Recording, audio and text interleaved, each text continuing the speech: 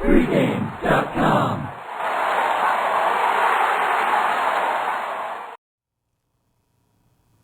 Steelers minus 10.5 at Kansas City, Sunday NFL. All right, Marco, I think that the conversation here is going to be motivation. I don't think anyone doubts how good Pittsburgh is, or at least that they're a really good team. Mm-hmm. You know, if they're third in the NFL or sixth, maybe is debatable. Kansas City, I think, are some debate. So maybe let's start there. Where do you rank Kansas City? Are they one of the bottom couple teams? They mid? Where do you put them? They're in the bottom now. Now that they've lost Castle, they lost the running backs. Now let's talk about the quarterback situation, because one of the things that inevitably happens is people overvalue quarterbacks. Now there can be exceptions when the quarterback is the whole team, like with Manning. Mm-hmm. Yeah, that was valued at 7 points and it was undervalued, but the Vegas rankings guys, the voters in that, gave Castle 2 points over the backup. Mm-hmm. So 2 points, significant but not monstrous. Do you disagree with that? I think in this case, like a square would. No, what I'm looking at is if Kansas City had the healthy running backs like they did at the beginning of the season, then it would be different because they could take a little bit of the pressure off of Tyler Pelko. But he's going to be running for his life for most of the game with the Steelers coming at him. But on a flip side, you do get an advantage with Tyler Pelko this week. And talk about him, it's going to be his first home start, and it's going to be against the team he grew up watching. I mean, so that's an advantage? He's going to be pumped. As opposed to his first start as an NFL quarterback. He'd be blasé. Did you tell me? Couldn't that be too much?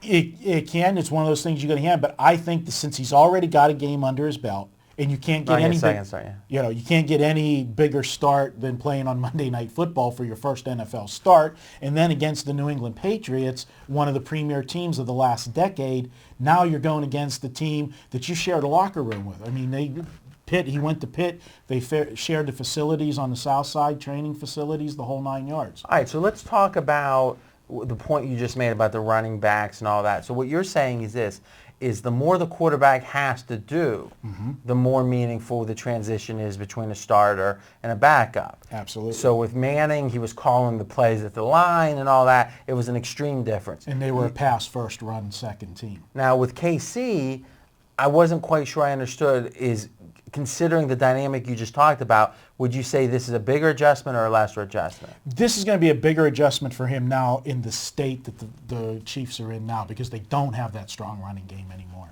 Okay, now we're taping on Wednesday, and you may or may not have heard Cal Orton was claimed on waivers by Kansas City. Okay, he didn't make it to Chicago. It would have been fun to see if he would have made it back to Chicago. So now they said in the report, John Clayton, that they're uncertain if he's going to play Monday or not. Sunday, you mean? I'm sorry, correct, yeah, Sunday or not. You know, the sense is no. Right. My thought is, doesn't this kind of invigorate? Because I remember people were talking about, well, would KC pick him? And someone said, what? They're going to pick, because this guy, Orton's got like a $9 million contract, so it has to be prorated. Mm-hmm. So, you know, whatever, $4.5 million, $4 million bucks for the rest of the year. And Kansas City, by most people's estimates, are out of it. And they're spending $4 million to bring in Orton. Doesn't that pick this team up? Well, you would think that that's the management and the ownership is telling the team, we have not wrote the season off. So that is a motivator, yes. Now, doesn't it also add pressure to the backup quarterback who started on Monday night in that, okay, unless you play really well, this is your second and last start? This is probably most likely his last start unless he just puts up some kind of astronomical numbers, because what you said, you're not going to spend that kind of money for renting a quarterback for the rest of the season. So this late Wednesday change, how does that change your handicap? On one hand, it seems like it picks up the energy of the whole Chiefs team, mm-hmm. which is positive. On the other hand, it might put extra pressure on the quarterback. Net, what's the effect? Honestly, I don't think it puts extra pressure on Pelko, because to me, I would view it now it's a free roll. Once they made that trade, just like when Oakland did that earlier when they signed Palmer, Kyle Bowler knew he had one start and he was done. Now, he went out and crap the bed that start, and actually they did bring Palmer in the second half of that game, if you remember. He didn't even finish the game. So Tyler Pelko, this is his one game. Go out, play it loose, have fun. You're playing against your hometown team. Just enjoy it. It's most likely going to be your last start. I'm not sure. I think it takes someone that had a season to get his feet beneath him, or the rest of the season versus one game. I can't imagine it's not extra pressure. Let's talk about just the fact of what this line is. People lose sight. 10.5 on the road means that if you do a 6-point swing back to home for Pittsburgh, this line would be 16.5. Now, other than the Patriots, that was just 17 against the Chiefs this past weekend, is literally, there hasn't been a favorite over 16 points since 2007. Right. So this is a historic, 5-year type line if you do the home-away split here. Is this warranted? My initial reaction is it is an overestimation because of what happened on Monday. Remember, the Monday Night Football game is the single most watched game. I've talked about it all the time, that you get so much value picking with or against these Monday night teams from the week before. If a team looked exceptionally good, you're going to be laying a huge tariff with them the next week. And if a team, in this case like Kansas City, looked horrible, you're going to get a bonus and overinflated number. Plus you have the fact, guys that, again, I like to refer to the average bettor as John Q. Public. He's going to take note, see that New England dismantled them. He's going to also look and say, the Pittsburgh Steelers beat New England. And now if Pittsburgh can handle New England and New England can handle Kansas City as easy as they did, and granted, this is at home, at Kansas City, where Kansas City was on the road last week, but still, Pittsburgh should be able to handle them. It's an inflated number. There's no question, if you want to play Pittsburgh this week, you're paying a price. And the other thing, and I'm sure you're going to bring it up, Pittsburgh's coming off the week off.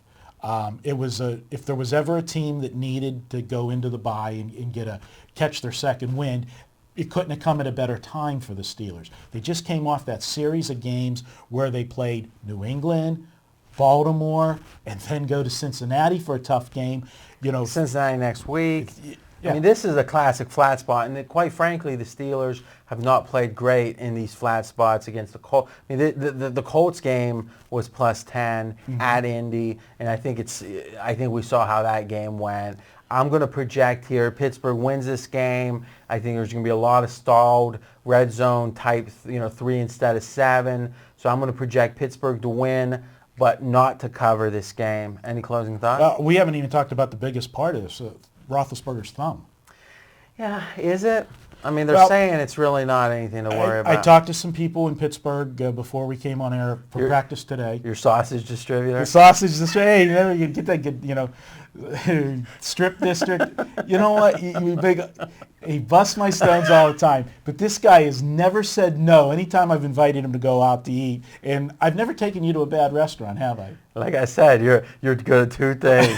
Pittsburgh's one of them. But I'm sorry, all joking aside, get back to the... He threw today in practice, and he threw very well. They did some routes over the middle, and he threw a tight spiral on the routes, the crossing routes on the middle. So they're, at the beginning of the week, I don't know if you followed it, he wasn't even taking snaps under center. They were doing, they were taking the snaps in the pistol formation.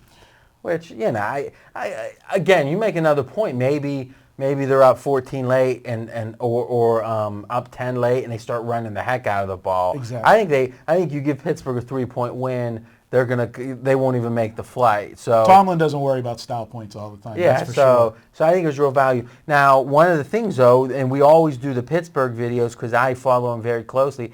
But you, 46 years in Pittsburgh, amazing record. Give it to us real quick on Pittsburgh games. We're 20-9 last 2 years with the Pittsburgh games, and we're taping on Sunday. There's 2 big Pittsburgh games. We're taping on Wednesday. We're taping on Wednesday. This is a Sunday game, my bad. But people that are watching early. It's like the Beatles or like a rock band. They're like, "Hello, Cleveland," and they're then in it's like, Detroit. "Wait a minute, I'm in Akron," and it's like you do so much media, you don't know what day it is. It's Just put the suit on. That's it. Makeup. Smiling, just winners. That's it.